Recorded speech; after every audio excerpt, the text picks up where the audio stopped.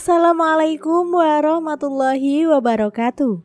Kembali lagi dengan saya di channel Babat Nusantara. Kali ini saya akan membawakan cerita tentang Kakawin Negara Kertagama. Lontar Negara Kertagama.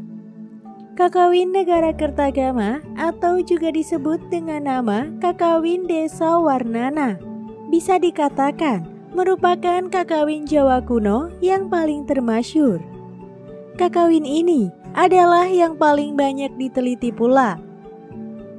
Kakawin yang ditulis tahun 1365 ini pertama kali ditemukan kembali pada tahun 1894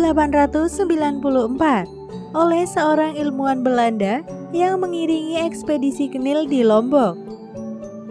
Ia menyelamatkan isi perpustakaan Raja Lombok di Cakranagara sebelum istana sang raja akan dibakar oleh tentara Knil.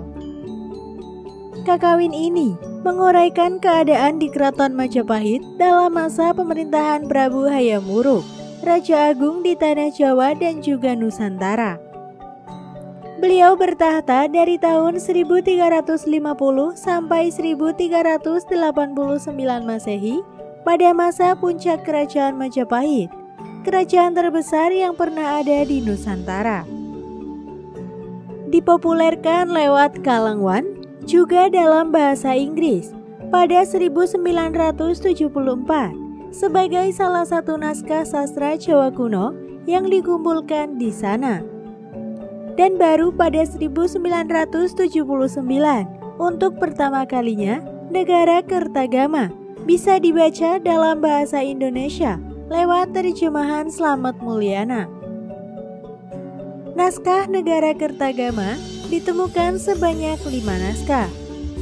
Pada 7 Juli 1978 di kota Antapura, Kabupaten Lombok, Pulau Bali, ditemukan satu naskah dengan judul Desa Warnana, tersimpan di Geria Pidada, Karangasem. Pada tahun 1874, di Puri Cakranagara, Pulau Lombok, ditemukan satu naskah dengan judul Negara Kertagama. Selanjutnya, tidak diketahui angka penemuannya. Di Geria Pidada, Kelungkung ditemukan turunan Rontal Negara Kertagama, satu naskah, dan di Geria Carik Siderman ditemukan 2 naskah turunan Negara Kertagama juga. Negara Kertagama berisi uraian tentang hubungan keluarga raja, para pembesar negara, jalannya pemerintahan, adat istiadat, candi makam para leluhur, dan desa-desa petikan, keadaan ibu kota, keadaan desa-desa sepanjang jalan, keliling Sang Prabu pada 1359 Masehi. Peran Negara Kertagama sebagai sumber sejarah kuno Indonesia relatif besar, meski ada yang berpendapat Negara Kertagama dipengaruhi unsur subjektif dalam rangka menyenangkan penguasa saat itu. Negara Kertagama memiliki nama lain, yakni Desa Warnana atau uraian tentang desa-desa, seperti tercantum dalam Pupuh 94. Ini karena Raja Hayam Wuruk sering turun ke bawah untuk menghormati nenek moyangnya dan masyarakatnya. Negara Kertagama merupakan sebuah karya jurnalistik terbaik, sementara Mpu Prapanca dikatakan wartawan tersohor dari Kerajaan Majapahit. Namun, banyak hal yang masih terabaikan hingga kini, misalnya penelitian terhadap candi-candi dan desa-desa yang disebutkan dalam kitab itu. Mpu Prapanca sendiri dipandang sebagai pelopor arkeologi Indonesia dan pendahulu historik arkeologi atau arkeologi sejarah. Ini karena Prapanca membuat semacam inventarisasi dan deskripsi mengenai berbagai jenis peninggalan purbakala yang ada pada zamannya. Prapanca telah melakukan survei lapangan, suatu hal yang menguntungkan dunia ilmu pengetahuan.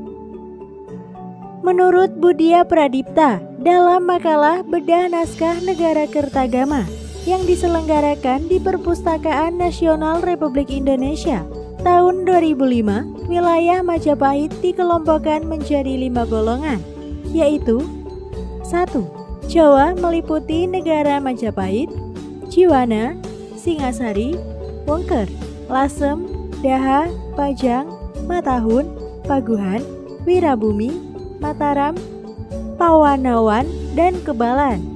Yang kedua, Digantara artinya wilayah lain, yaitu daerah yang takluk kepada raja-raja senegara selain Jawa.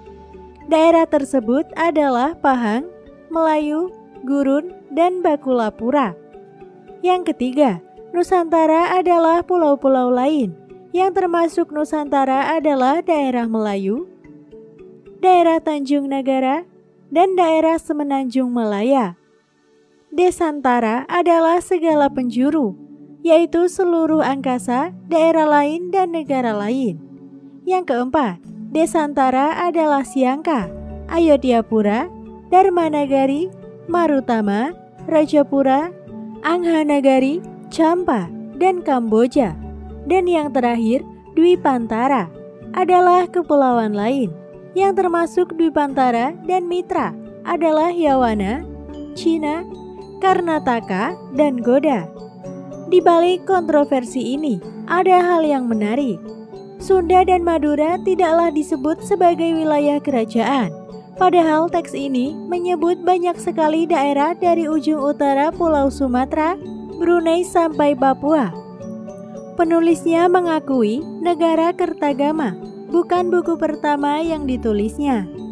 Sebelumnya, Prapanca telah menulis Parua Sagara, Bisma Saranantya, Sugata Parwa, dan 2 kitab lagi yang belum selesai, yaitu Sabha Abda dan Lambang.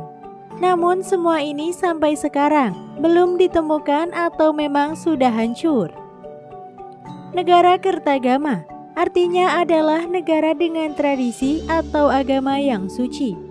Tetapi pengarangnya juga menyebutnya Desa Warnana, yang berarti penulisan tentang daerah-daerah.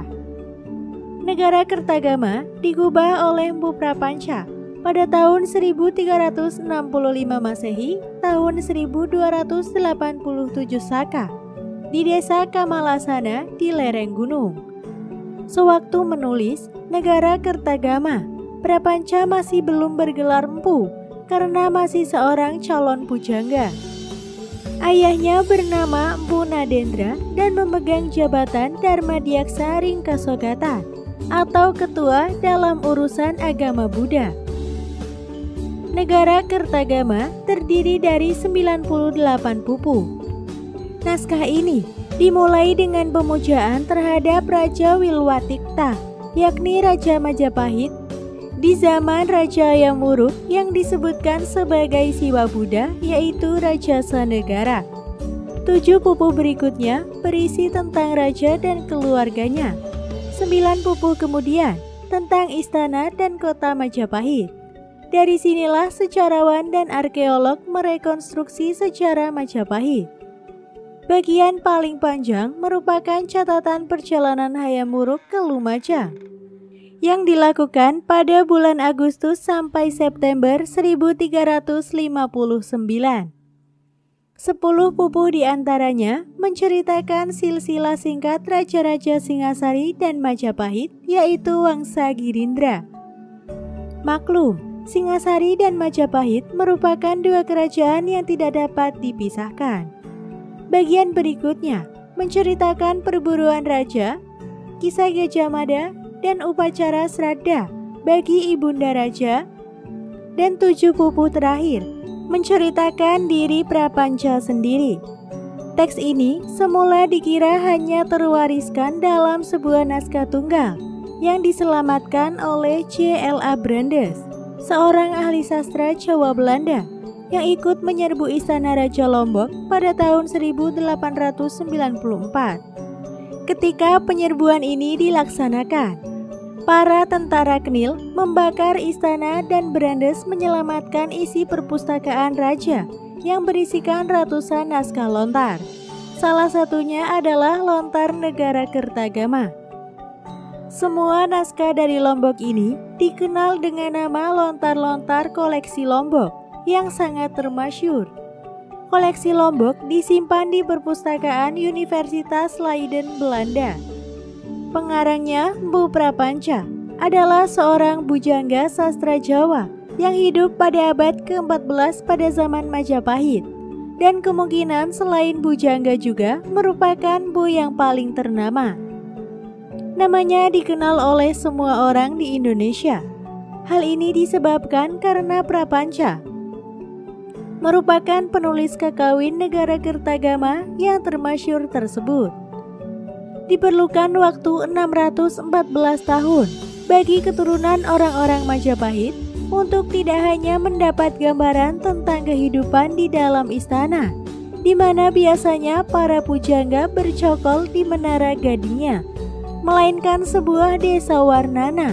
Deskripsi mengenai desa-desa, Prapanca tidak mendapatkan kebenaran itu dengan gratis. Ia harus memisahkan diri dari rombongan Hayam Wuruk dalam perjalanan keliling tahun 1359 untuk melihat kenyataan lain yang tidak semua penulis masa itu berani melakukan, apalagi menuliskannya. Negara Kertagama, satu-satunya sumber tiada tara tentang keberadaan Majapahit, hanya bisa dilahirkan oleh sebuah visi yang berani melawan kemapanan, bukan hanya dalam penulisan sastra, tetapi juga kemapanan politik. Dalam analisisnya, Slamet Mulyana mengungkapkan, meski naskah itu merupakan sebuah puja sastra kepada Dia Hayam Wuruk Sri Raja Sanegara, namun paham politik Prapanca sebenarnya tidak sejajar dengan Gajah Mada yang telah menjadi pedoman semenjak pemerintahan Tribuana Tunggadewi. Penciptaan karya sastra ini sebagai tanda bakti kepada Prabu Hayam Wuruk. Walaupun dalam menulis kitab Negara Kertagama, Mpu Prapanca sudah tidak tinggal lagi di dalam keraton Majapahit. Mpu Prapanca tidak lagi menjabat sebagai Darmadiaksa Kasogatan atau pembesar urusan agama Buddha, tetapi hidup di desa Kamalasana di lereng gunung sebagai pertapa. Mpu Prapanca meninggalkan keraton Majapahit karena mendapat hinaan berupa celaan terhadap sikap Mpu Prapanca oleh Sri Baginda yang menyebabkan kedudukannya tergeser sebagai Darmadiaksa Kasogatan. Prabu Hayam Wuruk percaya kepada fitnah seorang bangsawan terhadap dirinya. Namun demikian, Mpu Prapanca sama sekali tidak menaruh dendam terhadap sang Prabu, bahkan memuja keagungan Prabu Hayam Wuruk. Konon ketika Raja Lasem berkuasa di Lombok, naskah itu dibawa dari Bali ke Lombok. Atas dasar tersebut, di atas dapat disimpulkan bahwa Mpu Prapanca setelah meninggalkan Majapahit menetap di desa Karangasem, Bali. Desa Kamalasana, tempat Mpu Prapanca bertapa, adalah nama Sanskerta dari nama asli Karangasem. Pada pertengahan tahun 1978 di desa Karangasem, Bali, ditemukan naskah Desa Warnana, yaitu karya sastra karangan Mpu Prapanca yang sekarang disimpan di Griya Pidada Karangasem, Bali. 3 naskah lagi yang menyebutkan kitab Negara Kertagama ditemukan di Griya Pidada Kelungkung dan Griya Carik Sidemen. Naskah ini sama dengan kitab Negara Kertagama yang ditemukan di Puri Cakranegara Lombok. Desa Warnana yang menguraikan tentang desa-desa yang dikunjunginya dalam perjalanan mengiringi Prabu Hayam Wuruk, kemudian Saka Abda, Lambang, Parua Sagara, Bisma Saranantia, dan Saga Taparua. Dari Pepu 17 diketahui bahwa Mpu Prapanca adalah keturunan seorang Darmadiaksa atau pemimpin keagamaan.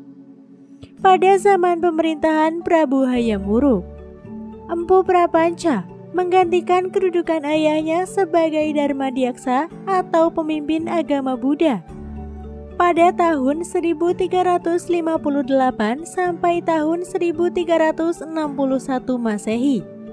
Sejak kecil, Empu Prapanca suka menghadap raja dengan maksud agar raja mengizinkannya untuk mengikuti perjalanan beliau kemana saja karena keinginannya untuk merangkai sejarah wilayah negara dan kekawin. Nama Prapanca adalah nama samaran. Prapanca terdiri dari unsur pra dan panca, yang artinya pralima yaitu prapanca, pracacap, prapongpong, pracacat, dan pracongcong, yaitu cacat badaniah. Pengarangnya yaitu jika tertawa terbahak-bahak, pipinya sembab, matanya mengeluyu seperti orang ngantuk, cakapnya agak ganjil alias lucu. Nama Prapanca kemungkinan merupakan nama pena dan artinya adalah bingung.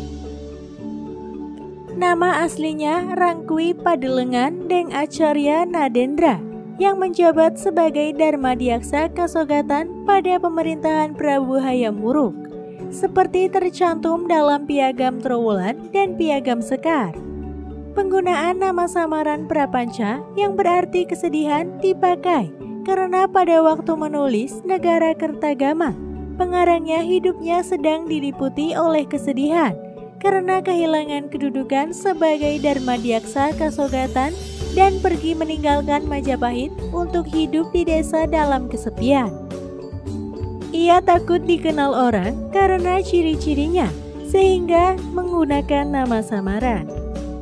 Kitab Negara Kertagama yang ditulisnya pada tahun Saka 1287 atau September-Oktober 1365 menguraikan tentang perjalanan keliling Prabu Hayam Wuruk ke Lumajang pada tahun Saka 1281 atau 1359 Masehi, di mana Empu Prapanca ikut serta dalam rombongan tersebut sebagai Darmadiaksa Kasogatan.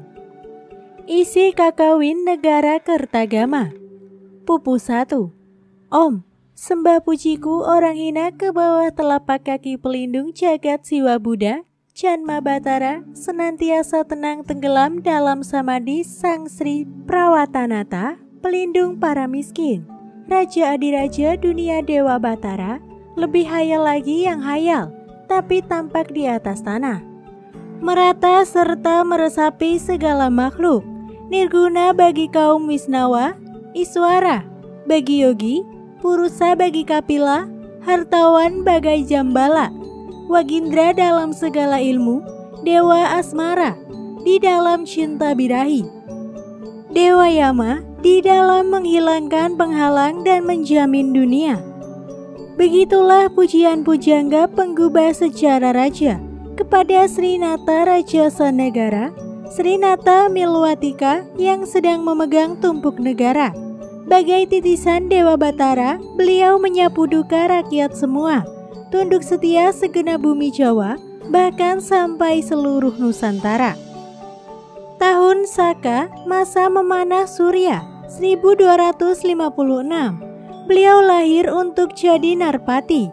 Selama dalam kandungan di Kahuripan, telah tampak tanda keluhuran, gempa bumi, kepul asap, hujan abu, Guruh halilintar menyambar-nyambar, Gunung Kamrut gemuruh, membunuh Durjana, penjahat musnah dari negara.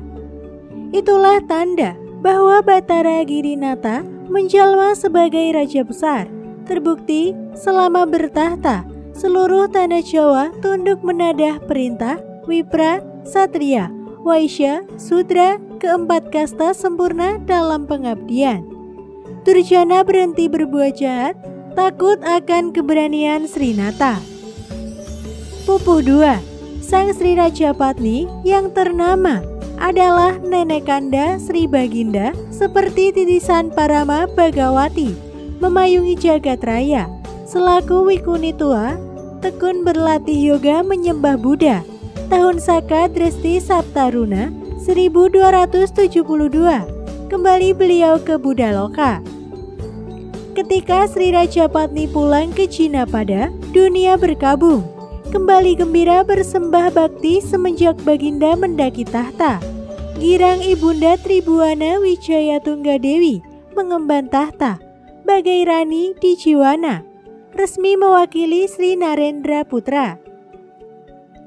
Pupuh 3. Beliau bersembah bakti kepada Ibunda Sri Rajapatni, setia mengikuti ajaran Buddha, menyekar yang telah mangkat. Ayahanda Baginda Raja ialah Sri Kertawardhana. Keduanya teguh beriman Buddha demi perdamaian praja.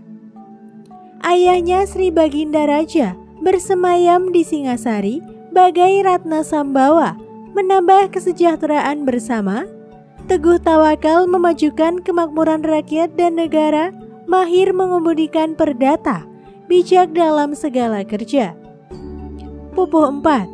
Putri Raja Dewi Maharajasa, ternama rupawan, bertahta di Daha, cantik tak bertara, bersandar nan guna, adalah Bibi Baginda, adik Maharani di Jiwana. Rani Daha dan Rani Jiwana bagai bidadari kembar. Laki sang Rani Sriwijaya Rajasa dari negeri Wengker, rupawan bagai titisan Upendra, masyhur bagai sarjana, setara Raja Singasari, sama teguh di dalam agama, sangat masyhurlah nama beliau di seluruh tanah Jawa. Pupuh 5. Adinda Baginda Raja di Wilwatikta, Putri Jelita bersemayam di Lasem, Putri Jelita Daha, cantik, ternama, Indu Dewi Putri Wijaya Rajasa. Dan lagi, Putri Bungsu Kertawardhana, bertahta di Pajang, cantik tidak bertara, Putri Sri Narapati Jiwana yang masyhur, terkenal sebagai Adinda Sri Baginda. Pupuh 6. Telah dinobatkan sebagai Raja tempat menurut rencana. Laki tangkas Rani Lasem bagai Raja daerah Matahun, bergelar Raja Sawardhana. Sangat bagus lagi putus dalam naya, Raja dan Rani, terpuji laksana asmara dengan Pinggala. Sri Singawardhana, rupawan, bagus, muda, sopan dan perwira, bergelar Raja Paguhan. Beliaulah suami Rani Pajang. Mulia perkawinannya, laksana Sanat Kumara dan Dewi Ida. Bakti kepada Raja, cinta sesama, membuat puas rakyat. Lasem menurunkan Putri Jelita Nagarawardhani, bersemayam sebagai permaisuri Pangeran Wirabumi. Rani Pajang menurunkan Bremataram Sri Wikramawardhana, bagaikan titisan Hyang Kumara, wakil utama Sri Narendra. Putri bungsu Rani Pajang memerintah daerah Pawanuhan, berjuluk Surawardhani, masih muda indah laksana gambar. Para raja Pulau Jawa masing-masing mempunyai negara, dan Wilwatikta tempat mereka bersama menghamba Srinata. Pupuh 7. Melambung kidung merdu pujian Sang Prabu, beliau membunuh musuh-musuh, bagai matahari menghembus kabut, menghimpun negara di dalam kuasa. Girang Janma Utama bagai bunga tanjung, musnah Durjana bagai kumuda. Dari semua desa di wilayah negara pajak mengalir bagai air. Raja menghapus duka si Murba sebagai Satamanyu, menghujani bumi, menghukum penjahat bagai Dewayana, menimbun harta bagaikan Waruna. Para telik masuk menembus segala tempat laksana Hyang Batara Bayu, menjaga pura sebagai Dewi Pertiwi, rupanya bagus seperti bulan. Seolah-olah Sang Hyang Kama menjelma, tertarik oleh keindahan pura. Semua para menteri dan istri Sibiran dahi Sri Rati. Namun sang permaisuri keturunan Wijaya Rajasa tetap paling cantik, paling jelita bagaikan Susumna, memang pantas jadi imbangan Baginda. Berputeralah beliau putri mahkota Kusumawardhani, sangat cantik, sangat rupawan jelita mata, lengkung lampai, bersemayam di Kabalan. Sang menantu Sri Wikramawardhana memegang perdata seluruh negara. Sebagai dewa-dewi, mereka bertemu tangan, menggirangkan pandang. Pupuh 8. Tersebut keajaiban kota, tembok batu merah, tebal tinggi, mengitari pura. Pintu barat bernama Pura Waktra, menghadap ke lapangan luas. bersabuk parit, pohon brahmastana berkaki bodi, berjajar panjang, rapi berbentuk aneka ragam. Disitulah tempat tunggu para tanda terus-menerus meronda, jaga Paseban. Di sebelah utara, bertegak Gapura Permai dengan pintu besi penuh berukir. Di sebelah timur, panggung luhur, lantainya berlapis batu, putih-putih mengkilat. Di bagian utara, di selatan pekan, rumah berjejal jauh memanjang, sangat indah. Di selatan Jalan Perempat, Balai Prajurit tempat pertemuan tiap Caitra. Balai Agung Manguntur dengan Balai Witana di tengah, menghadap padang watangan yang meluas ke empat arah. Bagian utara Paseban Pujangga dan Menteri, bagian timur Paseban Pendeta Siwa Buddha yang bertugas membahas upacara pada masa gerhana bulan Palguna demi keselamatan seluruh dunia. Di sebelah timur, Pahoman berkelompok 3-3 mengitari kuil Siwa. Di sebelah tempat tinggal Wipra Utama, tinggi bertingkat menghadap panggung korban, bertegak di halaman sebelah barat. Di utara tempat Buddha bersusun 3, puncaknya penuh berukir, berhamburan bunga waktu raja turun berkorban. Di dalam sebelah selatan menguntur tersekat pintu. Itulah Paseban. Rumah bagus berjajar mengambil jalan ke barat. Di sela Tanjung berbunga lebat, agak jauh di sebelah barat daya, panggung tempat berkeliaran para perwira. Tepat di tengah-tengah halaman bertegak mandapa penuh burung ramai berkicau. Di dalam selatan, ada lagi Paseban memanjang ke pintu keluar pura yang kedua. Dibuat bertingkat tangga, tersekat-sekat, masing-masing berpintu sendiri. Semua balai tertulang kuat bertiang kokoh. Papan rusuknya tiada tercela. Para prajurit silih berganti, bergilir menjaga pintu, sampai bertukar tutur. Pupuh 9. Inilah para penghadap. Pengalasan ngaran, jumlahnya tak terbilang. Nyugading Janggala Kediri, Panglarang, Raja Dewi, tanpa upama. Waisangka Kapanewon Sinelir, para perwira Jayaprang, Jayagung, dan utusan Pareok Kayu Apu, orang Gajahan dan banyak lagi. Begini keindahan lapang watangan, luas bagaikan tak terbatas. Menteri, bangsawan, pembantu raja di Jawa, di deret paling muka. Bayangkari tingkat tinggi berjejal menyusul di deret yang kedua. Di sebelah utara pintu istana, di selatan Satria dan Pujangga. Di bagian barat, beberapa balai memanjang sampai Mersu Desa, penuh sesak pegawai dan pembantu serta para perwira penjaga. Di bagian selatan agak jauh, beberapa ruang, pendapa dan balai tempat tinggal Abdi Sri Narapati di Paguhan, bertugas menghadap. Masuk pintu kedua. Terbentang halaman istana berseri-seri, rata dan luas, dengan rumah indah berisi kursi-kursi berhias di sebelah timur. Menjulang rumah tinggi berhias lambang kerajaan. Itulah balai tempat terima tatamu Srinata di Wilwatikta. Pupuh 10. Inilah pembesar yang sering menghadap di Balai Witana. Wereda Menteri, tanda Menteri Pesangguhan dengan pengiring. Sang Panca Wilwatikta, Mapati, Demung, Kanuruhan, Rangga, Tumenggung, 5 priyayi agung yang akrab dengan istana. Semua patih, Demung, negara bawahan dan pengalasan. Semua pembesar daerah yang berhati tetap dan teguh. Jika datang berkumpul di kepatihan seluruh negara, 5 menteri utama yang mengawal urusan negara. Satria, pendeta, pujangga, para wipra, jika menghadap berdiri di bawah lindungan Asoka di sisi Witana. Begitu juga 2 Darmadiaksa dan 7 pembantunya. Bergelar Arya, tangkas tingkahnya, pantas menjadi teladan. Pupuh 11. Itulah menghadap Balai Witana, tempat tahta yang terhias serba bergas. Pantangan masuk ke dalam istana timur, agak jauh dari pintu pertama. Ke istana selatan tempat Singawardana, permaisuri, putra dan putrinya ke istana utara tempat Kertawardhana. Ketiganya bagai kahyangan. Semua rumah bertiang kuat, berukir indah, dibuat berwarna-warni.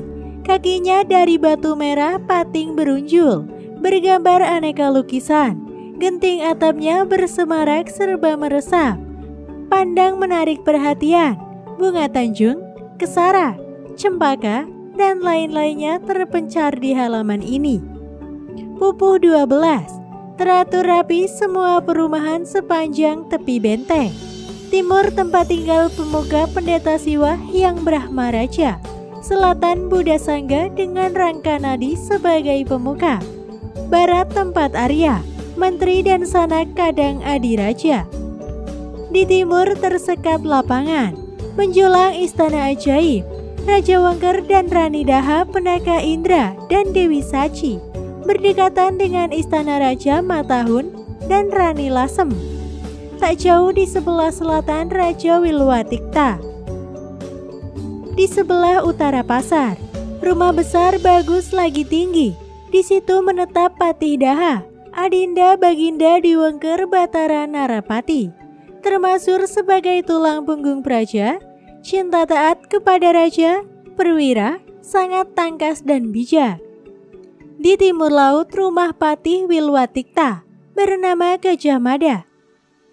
Menteri wira, bijaksana, setia, bakti kepada negara, fasih bicara, teguh tangkas, tenang tegas, cerdik lagi jujur.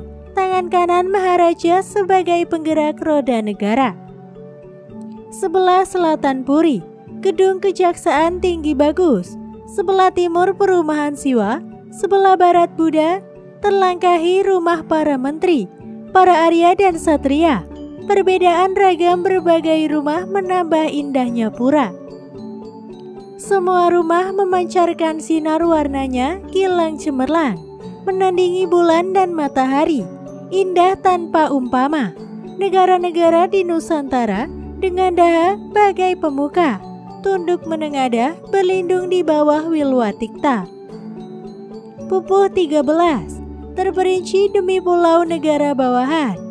Paling dulu Melayu, Jambi, Palembang, Toba dan Darmasraya pun ikut juga disebut daerah Kandis, Kawas, Minangkabau, Siak, Rokan, Kampar dan Pane, Kampe, Haru serta Mandailing, Tamihang, Negara Perlak dan Padang. Luas dengan samudra serta lamuri, Batan, Lampung dan juga Barus. Itulah negara-negara Melayu yang telah tunduk. Negara-negara di Pulau Tanjung Negara, Kapuas Katingan, Sampit, Kota Lingga, Kota Waringin, Sambas, Lawai ikut tersebut. Pupuh 14. Kandadangan, Landa Samadang, dan Tirem tak terlupakan. Sedu, Brunei, Kalka, Saludung, Solot dan juga Pasir. Barito, Sawaku, Tabalung, ikut juga Tanjung Kute. Malano, tetap yang terpenting di Pulau Tanjung Pura. Di ujung Mendini Pahang, yang disebut paling dahulu. Berikut Langkasura, Saimuang, Kelantan, serta Trengganu, Johor, Paka, Muar, Dungun, Tumasik, Kelang, serta Kedah, Cerai, Kancapirinan, semua sudah lama terhimpun. Di sebelah timur Jawa, seperti yang berikut. Bali dengan negara yang terpenting berdahulu dan Logajah, Gurun serta Sukun, Taliwang, Pulau Sapi dan Dompo, Sanghyang Api, Bima, Seran, hutan kendali sekaligus. Pulau Gurun yang biasa disebut Lombok Merah, dengan daerah makmur Sasak diperintah seluruhnya. Bantayan di wilayah Bantayan beserta kota Luwuk, sampai Udama Katraya di pulau-pulau lain yang tunduk. Tersebut pulau-pulau Makassar, Buton, Banggawi, Kunir, Galian, serta Salayar, Sumba, Solot, Muar, lagi Pulau Wanda, Ambon atau Pulau Maluku, Wanin, Seran, Timor, dan beberapa lagi pulau-pulau lain. Pupuh 15. Inilah nama negara asing yang mempunyai hubungan Siam dengan Ayudhyapura. Begitupun Dharmanagari, Marutma, Rajapura.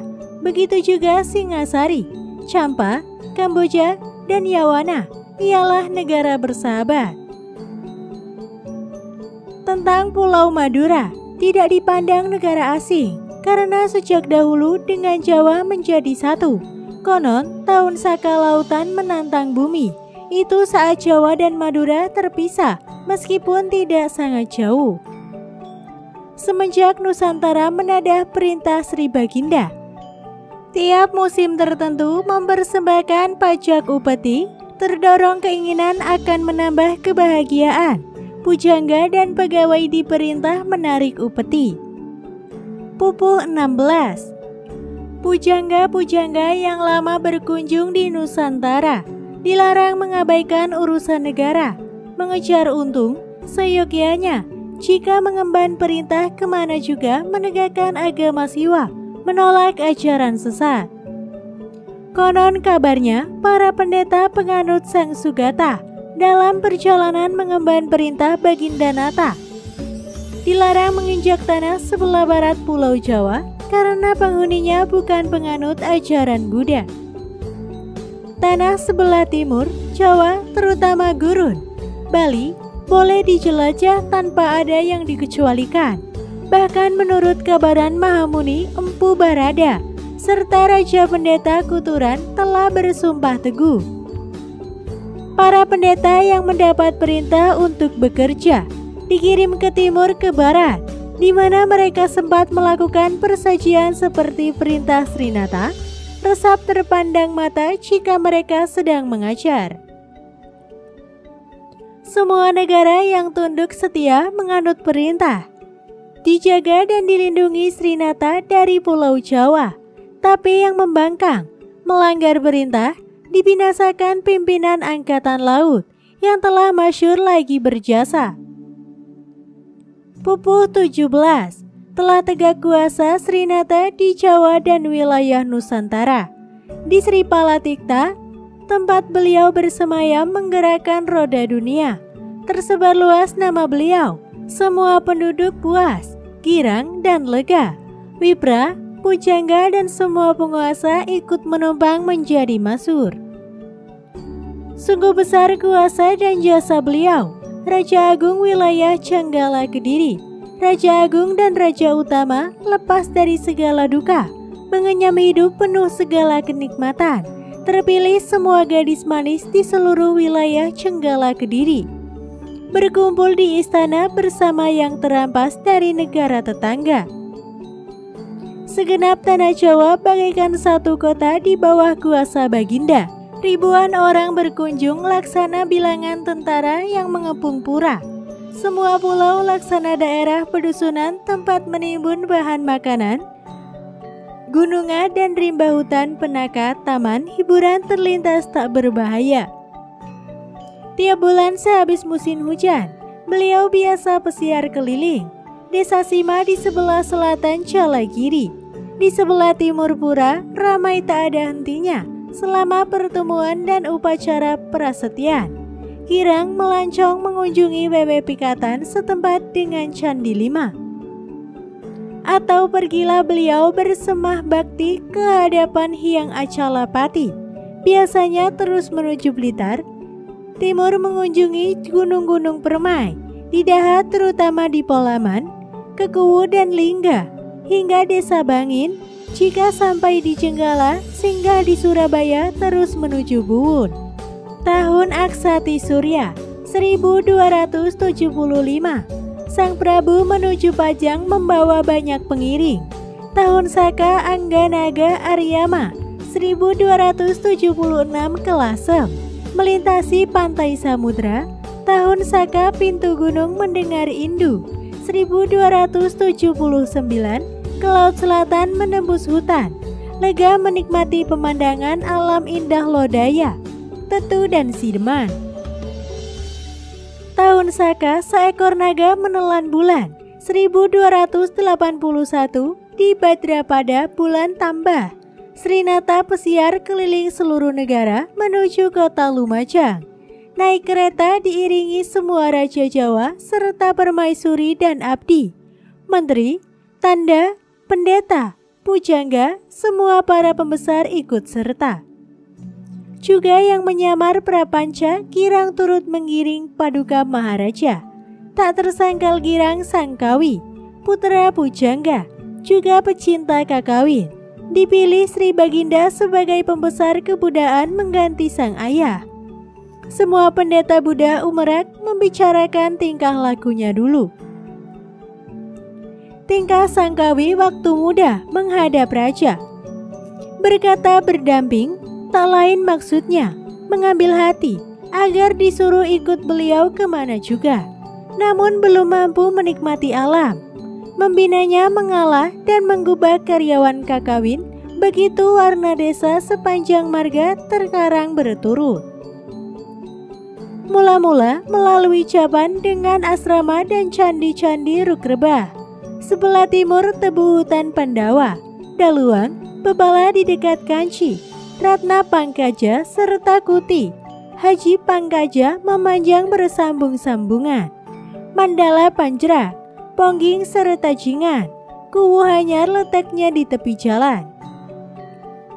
Habis berkunjung pada Candi Makam Pancasara, menginap di Kapulungan, selanjutnya Sangkawi bermalam di Waru, di Hering tidak jauh dari pantai, yang mengikuti ketetapan hukum jadi milik kepala asrama Saraja. Tetapi masih tetap dalam tangan lain, rindu termenung-menung menunggu. Pupu 18. Seberangkat Srinata dari Kepulungan berdesak abdi berarak. Sepanjang jalan penuh kereta, penumpangnya duduk berimpit-impit, pedati di muka dan di belakang. Di tengah prajurit berjalan kaki, berdesak-desakan, berebut jalan dengan binatang gajah dan kuda. Tak terhingga jumlah kereta, tapi berbeda-beda tanda cirinya. Meleret berkelompok-kelompok, karena tiap menteri lain lambangnya raklian sang menteri Patih Amangkubumi, penantang kerajaan keretanya beberapa ratus, berkelompok dengan aneka tanda. Segala kereta Srinata pajang, semua bergambar matahari. Semua kereta Srinata lasem bergambar cemerlang banteng putih. Berkendara Srinata Daha bergambar Daha Kusuma Mas mengkilat. Kereta Srinata Jiwana berhias bergas menarik perhatian. Kereta Srinata Wilwatikta tak ternilai, bergambar buah maja, beratap kain geringsing, berhias lukisan emas, bersinar merah indah. Semua pegawai, para meswari, raja dan juga Rani Sri Sudewi. Ringkasnya para wanita berkereta merah, berjalan paling muka. Kereta Srinata berhias emas dan ratna manikam paling belakang. Cempana-cempana lainnya bercandar meledu, meluap gemerlap, rapat rampak prajurit pengiring Cenggala Kediri, Panglarang, Sedah, Bayangkari kemberuduk berbondong-bondong naik gajah dan kuda. Pagi-pagi telah tiba di Pancuran Mungkur. Srinata ingin rehat. Sang Rakawi menyidat jalan menuju Sawungan mengunjungi akrab. Larut matahari berangkat lagi ke tepat waktu Sri Baginda lalu ke arah Jawa Timur menuju Watu Kiken, lalu berhenti di Matanjung. Dukuh sepi kebudayaan dekat tepi jalan. Pohonnya jarang-jarang, berbeda-beda namanya, gelanggang, badung, tidak jauh dari Barungbung. Tak terlupakan Ermanik, dukuh teguh taat kepada Yanatraya. Puas sang Darmadiaksa mencicipi aneka jamuan makan dan minum. Sampai di Kulur, Batang Digangan Asem. Perjalanan Sri Baginda Nata mulai hari mulai teduh. Surya terbenam, telah gelap pukul 7 malam. Baginda memberi perintah memasang tenda di tengah-tengah sawah. Sudah siap habis makan. Cepat-cepat mulai membagi-bagi tempat. Pupu 19. Paginya berangkat lagi menuju Baya. Rehat 3 hari 3 malam. Dari Baya melalui Katang, Kedung, Dawa, Rame, menuju Lampas Times, serta Biara Pendeta di Pagara mengikuti Jalan Pasir Lemak Lembut. Menuju daerah Beringin 3 di Dadap, kereta masih terus lari. Tersebut Tugu Kasogatan Madakaripura. Dengan pemandangan indah, tanahnya anugerah Sri Baginda kepada Gajah Mada. Teratur rapi, disitulah Baginda menempati pesanggerahan yang terhias berkas, sementara mengunjungi mata air dengan ramah melakukan mandi bakti. Pupu 20. Sampai di desa Kasogatan, Baginda dijamu makan dan minum.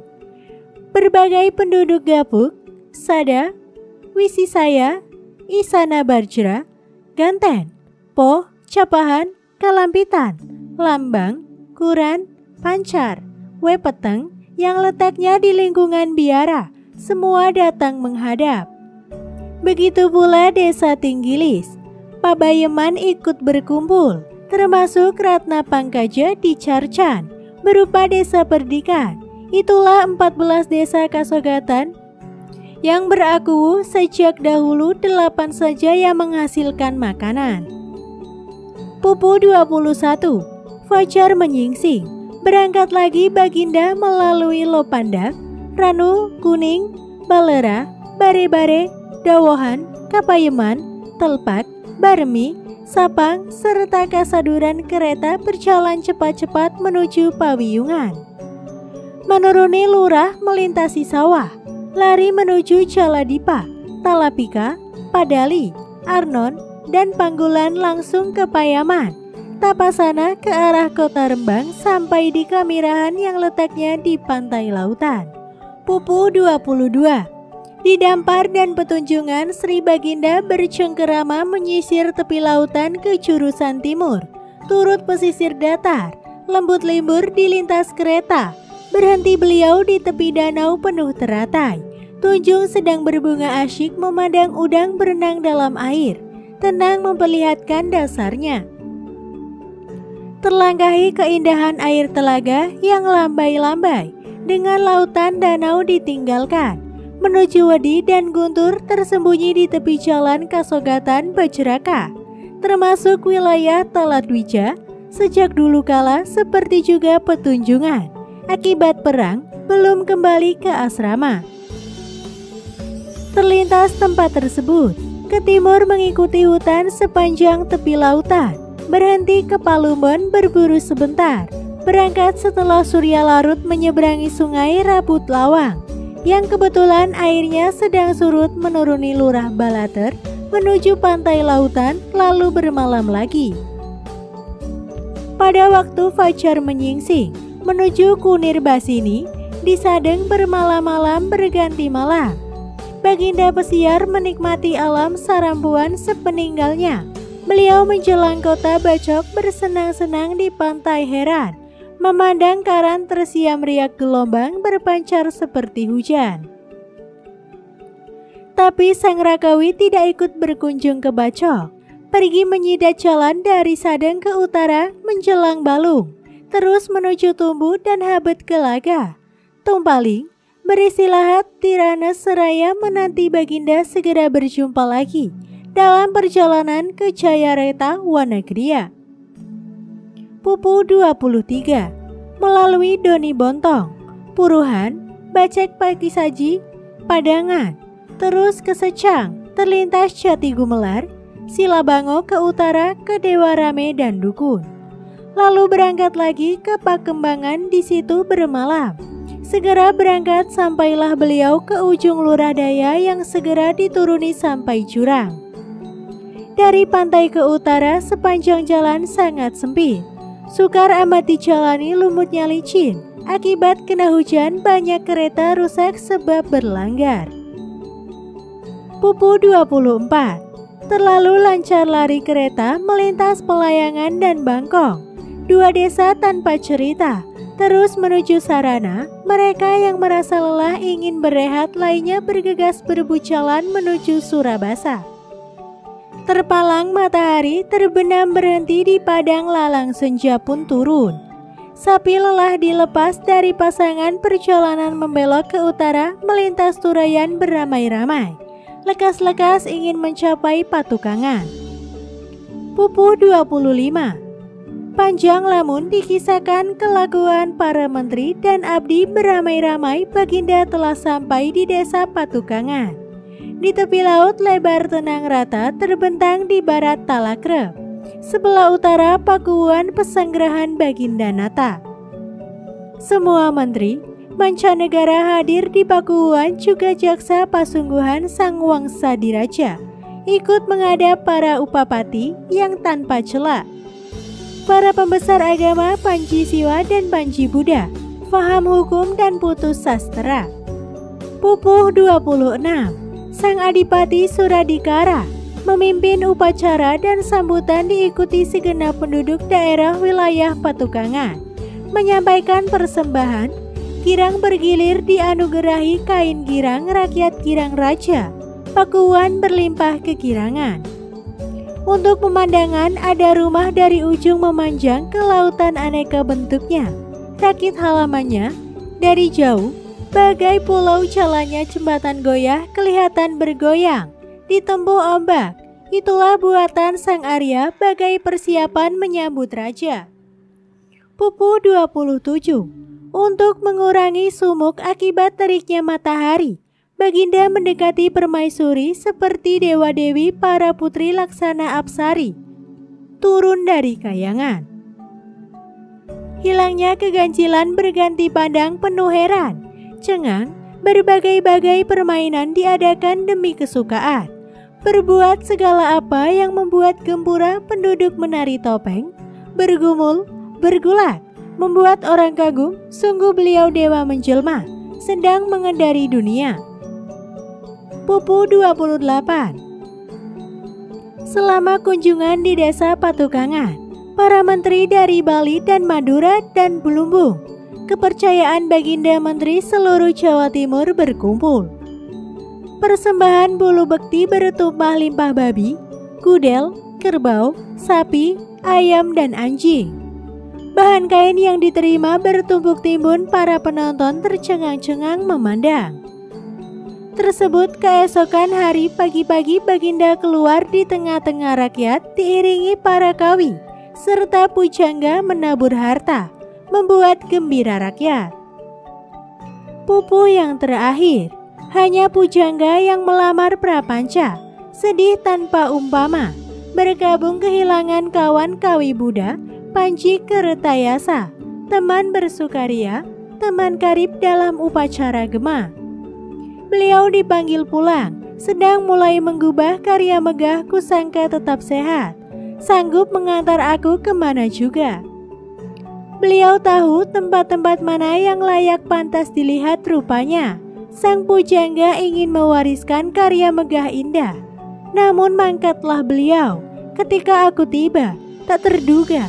Itulah lantarannya aku turut beranggal ke desa Kata melewati Tal Tunggal, Halalang Panjang, Pacaran dan Bungatan sampai Toyarungun, Walanding, terus Terapas. Lalu bermalam paginya berangkat ke Lemah Abang, segera tiba di Keta. Dengan adanya penghargaan tersebut, kita sebagai bangsa Indonesia merasa bangga atas kejayaan para leluhur. Itulah cerita yang dapat saya sampaikan. Kurang lebihnya mohon maaf. Tetap dukung channel kami dengan cara klik like, komen, dan subscribe.